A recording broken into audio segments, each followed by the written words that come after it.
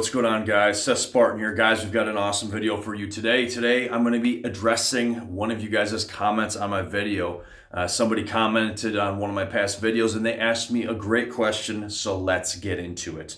The question is this: Seth, why are you not using HCG anymore during TRT? Or he was asking, are you still using HCG? So great question, guys. Let's address this. You're going to want to watch this video to the end and really listen to what I have to say, because I'm sure that there are, honestly, guys, a lot of people that are having a similar issue to what I had. So if this is you, then I'm going to give you some options. But let's get right to the main point.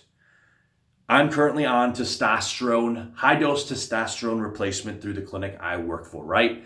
250 milligrams of testosterone cypionate a week. I also do HGH replacement, CJC 1295 DAC, all of that. I've talked about that.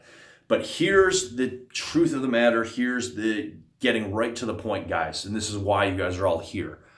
What am I talking about? I am currently not using HCG any longer as part of my TRT replacement.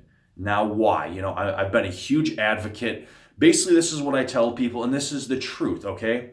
And I'm going to talk about, my huge problem with HCG and anxiety, okay? How this gives me anxiety. But let's address the science first.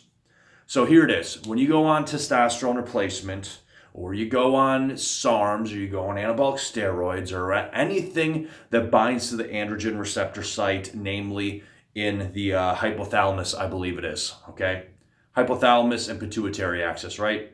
So anyways, anytime you go on any one of these compounds, what happens, you guys already know what I'm going to say, your natural testosterone shuts down. And if you don't think your natural testosterone shuts down at SARMs, you're dead wrong. I know people that have taken low doses of SARMs that shut them down to nothing. Anyways, having said that, so here's the issue. So you have that happen, and you have two options right now. You have two really good options. One, to replace those hormones, or to attempt to replace those hormones, you need HCG, or you need gonadorelin, which is basically what? It's synthetically made GnRH. Gonadotropin releasing hormone, the same exact hormone that your body makes. Of course, they just make it, they synthesize it in a lab. Okay, but so those are your two options. Of the two, GnRH is the better option. Why? Because it's going to stimulate both LH, luteinizing hormone, and FSH, follicle stimulating hormone. LH drives testosterone production, and FSH drives what? Sperm production in the testicles. So HCG is not a direct fit to LH, but HCG mostly fits the LH receptor, but not perfectly, and it will stimulate FSH a little bit, just a teeny bit. So HCG is great, long half-life, stable, easy to use. I want to say pretty easy to make from what I know. But here's the issue with HCG: great for testosterone, not really good for sperm production, unless you crank dosages through the roof. Having said that, I already talked about how GnRH, also known as gonadorelin, is the best option. If you're taking it every day, maybe like 50 micrograms, something like that. We can talk about dosage with your doctor.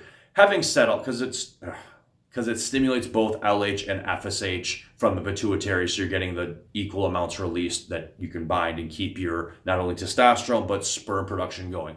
Okay, having said all of that, guys, here's the honest truth. The issue that I ran into personally, Seth Spartan, is that I feel good on HCG, feel great during the day. I feel amazing on HCG. I'm happier. I've got a little more bump in my step. I just feel good having HCG in my body, okay? Same as, LH, FSH, or same if I was using gonadorelin.